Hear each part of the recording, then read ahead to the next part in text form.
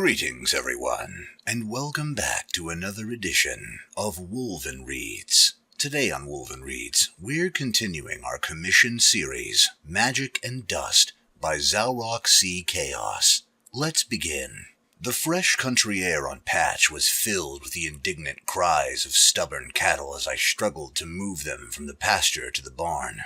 "Move along, ladies," I shouted before looking up to see the gray, billowing storm clouds gathering overhead. The forecast had warned of the impending storm, saying that while you wouldn't necessarily want to be out in it, it was still going to be quite the downpour. The last thing I wanted was to be herding stubborn, muddy, ill-tempered cows, so I started giving the beasts a little physical persuasion, my muscles rippling as I bullied around the large farm animals.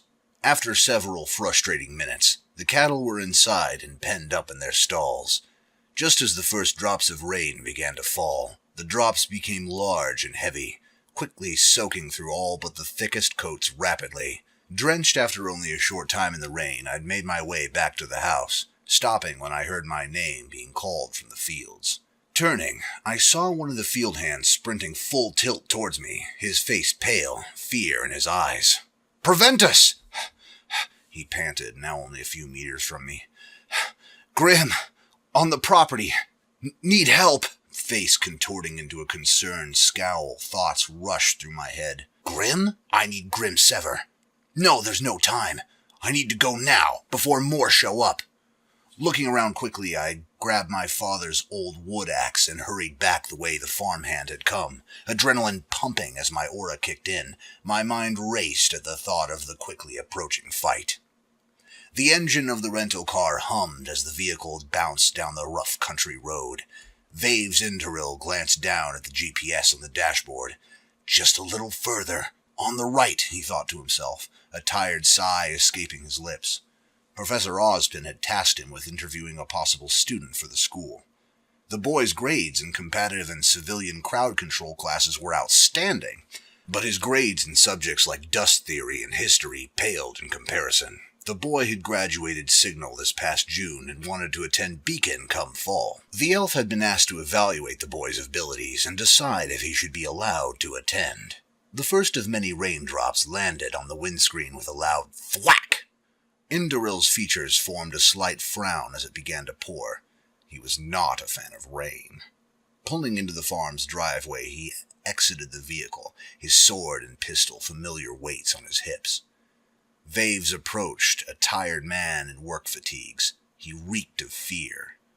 "Hello, where might I find Proventus? Also, are you all right?" he asked, curious as to what had put the man in this state. The farmhand, or whoever, pointed out over the field and shakily answered the elf. "Fine, thank you. Proventus is out that way.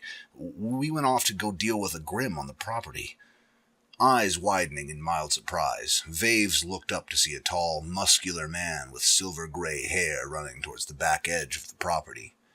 Unsheathing his weapons, the elf said nothing, instead beginning to run after the boy. I arrived, axe in hand, to find myself staring down a large Beowulf in the pouring rain.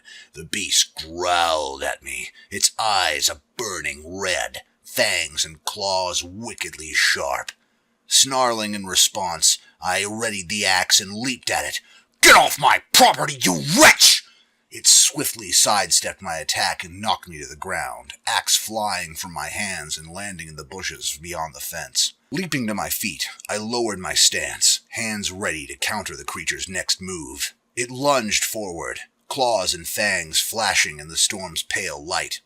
Grappling the creature, my muscles swelled and burned in response to the strain I was subjecting them to.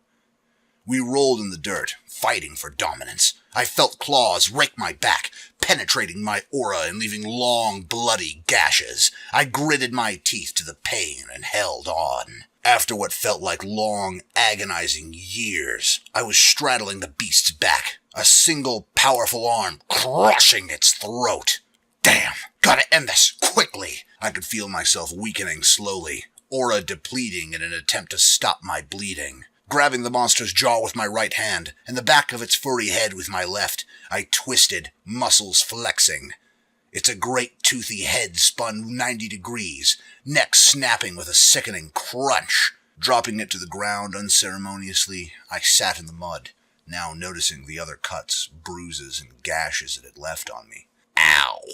Everything hurt. The dark elf arrived just in time to hear the distinctive snapping of bones and see Proventus drop the lifeless Grimm's body to the ground.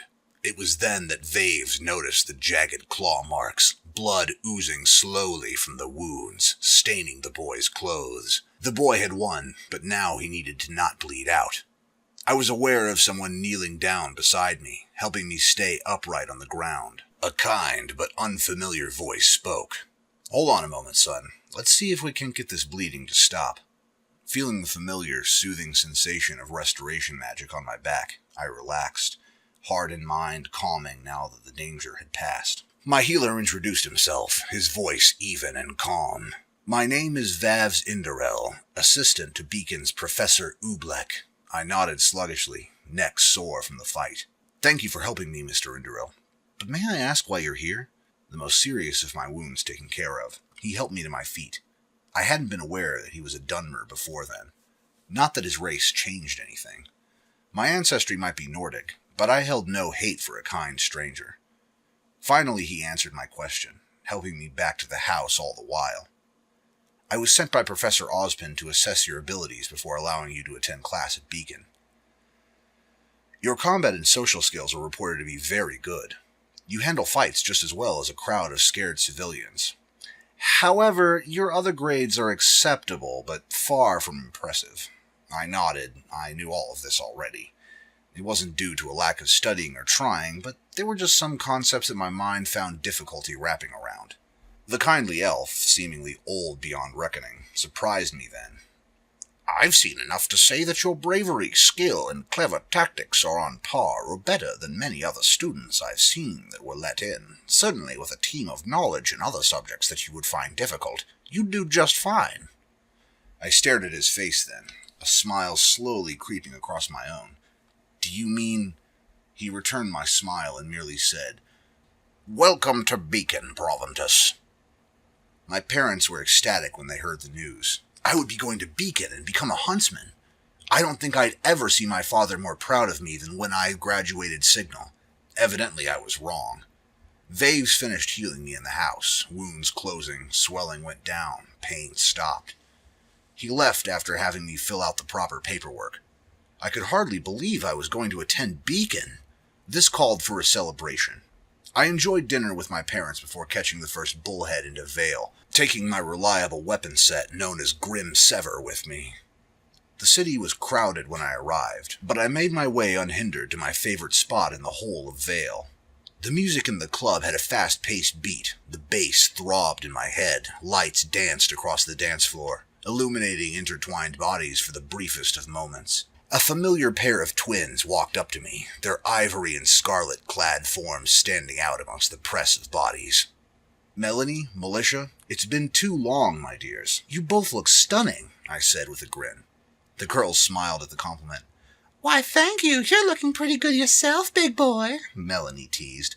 "Come dance with us, Proventus," her sister said, nearly pleading. I smiled and allowed them to drag me off onto the floor. Our bodies intermingled with those of the other club-goers, the two of them staying close to me. This wasn't the first time I'd been to this club, and the past few trips had ended all the same. The three of us dancing, then finishing the dance in a private room off of the main floor. Unfortunately, this wouldn't come to pass, as I noticed the door open and a head of golden blonde hair strode confidently over to the bar. It was my schoolmate and sparring partner, Yang.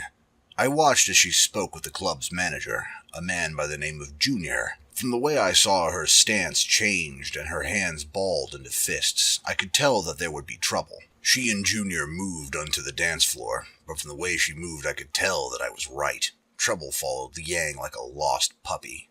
Getting the twins' attention, I gestured to Yang and simply said, "Trouble." They immediately stopped dancing and moved to a spot that they could see better from. I made my way closer to Yang, hesitating when the sounds of explosions overpowering the music. Suddenly it seemed that every one of Junior's men were attacking. At some point she noticed me, calling out, "Hey, Proventus, little help?" It wasn't my business, but with as many armed guards as Junior had, she was going to get overwhelmed fairly quickly. I quickly equipped my shield, Forsvar, and drew my sword, Aegisbane, then lunged at the closest thug, knocking him down with a swing of my shield. Bullets bounced off my shield. Aegisbane found its mark again and again. Bouncers knocked flat from my quick, powerful swings. Many of them had cuts and deep slashes, broken noses from where my shield would slam into them, but no fatal wounds, just all very painful. Hearing footsteps running up behind me, I turned and growled savagely at the trio of thugs trying to take me on. Their weapons clattered on the ground as they and the few remaining guards took off, running for their lives. The Malachite twins looked from Yang, from me, then to each other, deciding what to do. Having reached an agreement, presumably through twin telepathy as no words were exchanged out loud. "Stay out of this. We'll take care of her, then we'll be all yours for the rest of the night," Militia said with a wink as her sister stepped up to Yang. The twins were elegant fighters, their every movement precise and potentially lethal to a weaker man. They fought almost as one, their perfect movements in sync, forcing Yang back for a brief moment. I would have continued watching if it weren't for Junior standing from his landing place behind the bar and firing a rocket at me, deciding that I was now the most pertinent threat to him as Yang was currently occupied by his two best bouncers. I used Forsvar to deflect the projectile and rush Junior, shouting, "For Talos!" as I closed the distance between us. He tried to attack when I got close enough. The bat bounced harmlessly off my shield. I swept at his legs, forcing him to jump back. Using the opening, I sheathed Aegisbane with Forsvar. Swinging the sword backwards caused it to morph into the mighty battle axe, Grim Sever. A powerful overhead swing knocked Junior's weapons from his hands as he tried to block, carrying the momentum through the swing. I spun, turning the axe so as to hit him with the flat of my blade and swung at his side. The strike connected, and Junior was thrown across the club. At the same time, Yang finished up with the twins, their unconscious form laying at the ground at our feet. Yang proceeded to interrogate Junior, the man happily divulging his knowledge to her in an attempt to avoid any further punishment from either of us. Satisfied, she turned to leave, motioning me to follow. "I hope you got what you wanted from him. I don't think either of us will be welcome back here anytime soon," she merely giggled in response, a grin plastered on her face. "What, you mad because you probably just lost all the twins?" she asked teasingly. "If you want a party, you just gotta ask." I rolled my eyes at her playful flirtations. We boarded the next transport back to Patch, joined by her father and younger siblings. Turns out that Ruby and Sapphire would both be attending Beacon with us, a turn of events which I found astounding. Yang seemed like the proudest big sister ever. The next few weeks went by rapidly, and before I knew it, Yang, her siblings, and myself were all off for Beacon. Mom cried when we said our goodbyes. Dad just stood there looking incredibly proud of me. They wished me luck, and Mom insisted that I come home whenever I got the chance to visit. I wasn't sure how often that would be, but I promised her anyway. So begins the next chapter of my life, I thought, as the transport took off and turned towards Beacon, speeding off towards the school that I'd be calling home for the next 4 years. I was more than a little excited.